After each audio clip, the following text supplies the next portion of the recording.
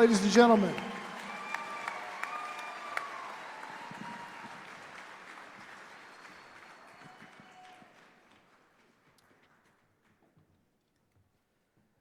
Okay, 915 wins.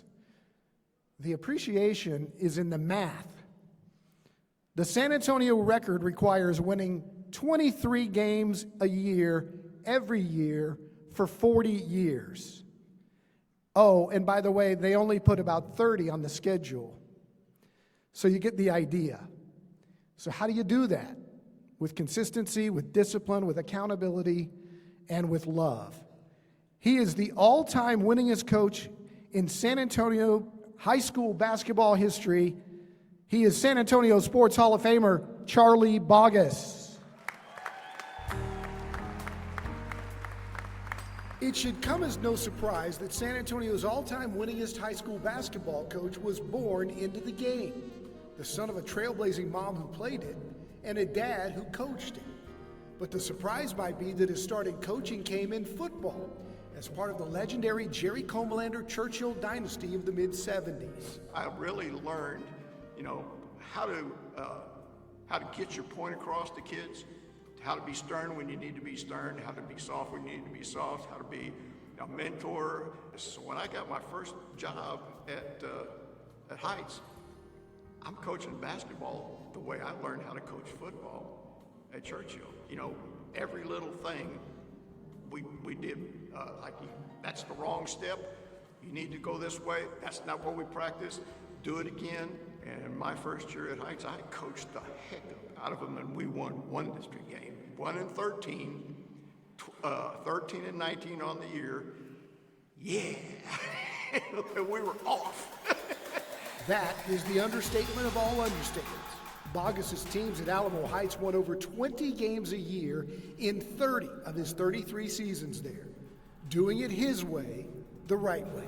I mean, literally the first days of practice, where here's how you make a proper chest pass, here's how you make a proper bounce pass, here's how you never waver from this.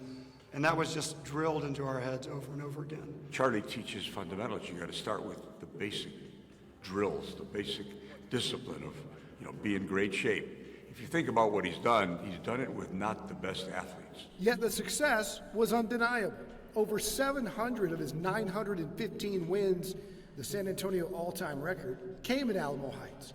10 district titles, 2 regional championships, and the unforgettable trip to the state Final Four in 1991, winning the first triple overtime game in state tournament history.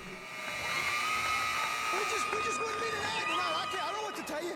We just wouldn't be denied. And again, those fundamentals were the key. We practice them, and you hardly ever use them. The last time we made that play was 6 years ago. With the highs, there were also lows. Boggess' biggest challenge wasn't a game, but when one of his players, the late Eddie Moreno, was shot and paralyzed in a road rage shooting. You know you're in a good place when people's hearts are in the right place. And they forget about everything else, and let's take care of our own. I still, to this day, I don't know how Eddie fought the way he fought with that disability for as long as he did. He just qualifies as the toughest guy I ever coached. And maybe the best example of a Charlie Boggess player. Some people have adversity every day. Some people it needs to be manufactured for them, and sports are great for that. And Charlie was a great example of that. He would just say, look, today I'm going to create some adversity for you, and you're going to have to overcome it, and over time, you're going to get confident and learn how to do that.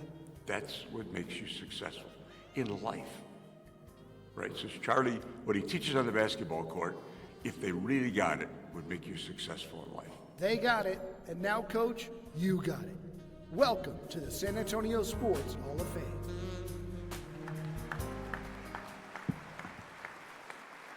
Coach, on behalf of the City of San Antonio, the San Antonio Express News, San Antonio Sports, it's our great honor to induct you into the class of 2024 Sports Hall of Fame.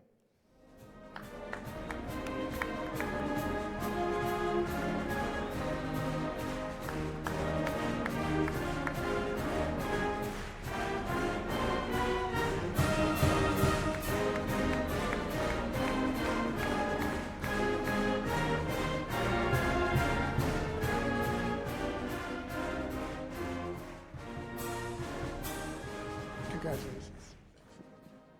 I'm reading between the lines there, Coach, from what those guys were saying about you, and I think, if I interpret it right, you were a hard ass. Occasionally. Occasionally. How do you build such a consistent winner? I think that would be a great a message for everybody in any business, in any walk of life that all of us do, in any organization. Winning is something that winners do. What did you do to be a winner? Lose first and then build on it. All good things just don't happen just overnight. And when I got the Alamo Heights job, the Mules hadn't won a district game in 2 years, 0-14, 0-14, and I coached the heck up out of them to get to 1-13. And the second year, we finished strong, still losing record 12-20, and then 15. And finally, after all that time and all the setbacks and we're going to get it, we're going to get it, we're going to get it, and just staying with it. And the guys that were there in the beginning just taking it and saying, yeah, we're going to build something really, really good. And they did. And once we were off, we were off. We talked with Dr. Rodriguez about his inspiration being his second grade teacher. Who were your role models, the people that got you on your way in coaching? Well, of course, my dad, I handed out the towels at the Harlandale Indians.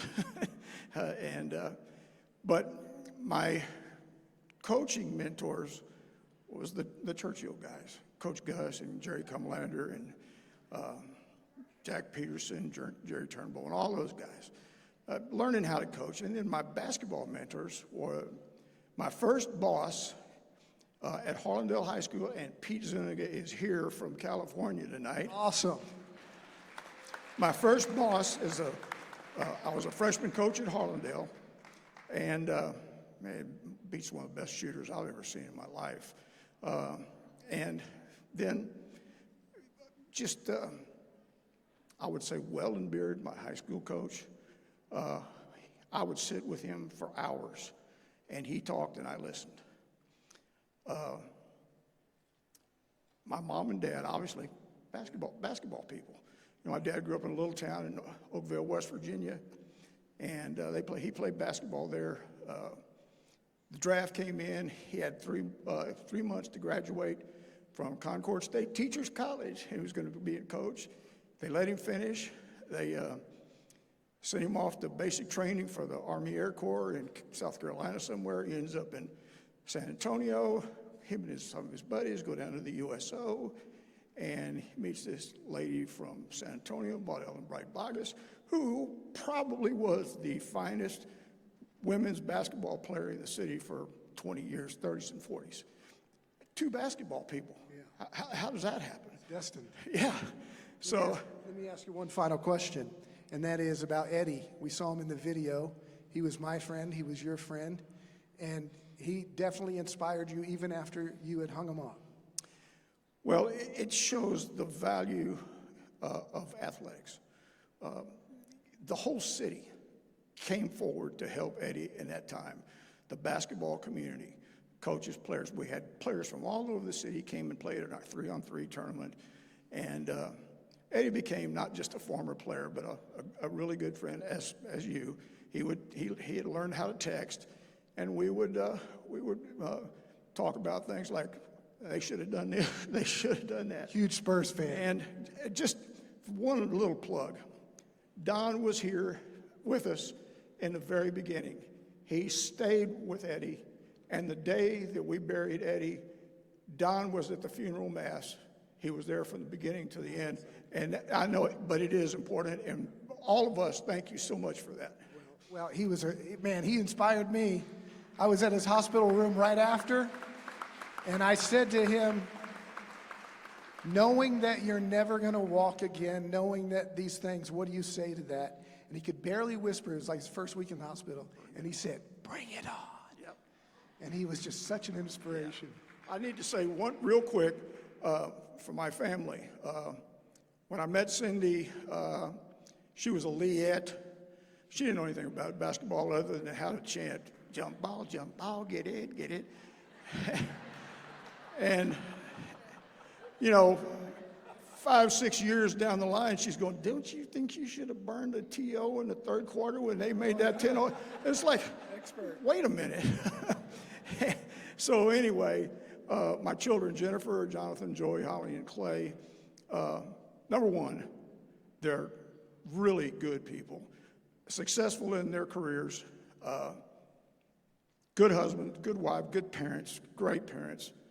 But the thing that they are the best is they are kind. Each one of it in their own way are just plain kind, and I'm really, really proud of them. And so. I take it back. You're not a hard ass, you're a softie. Pretty much. Thank you, Charlie. Thank you. Charlie Boggess, everyone.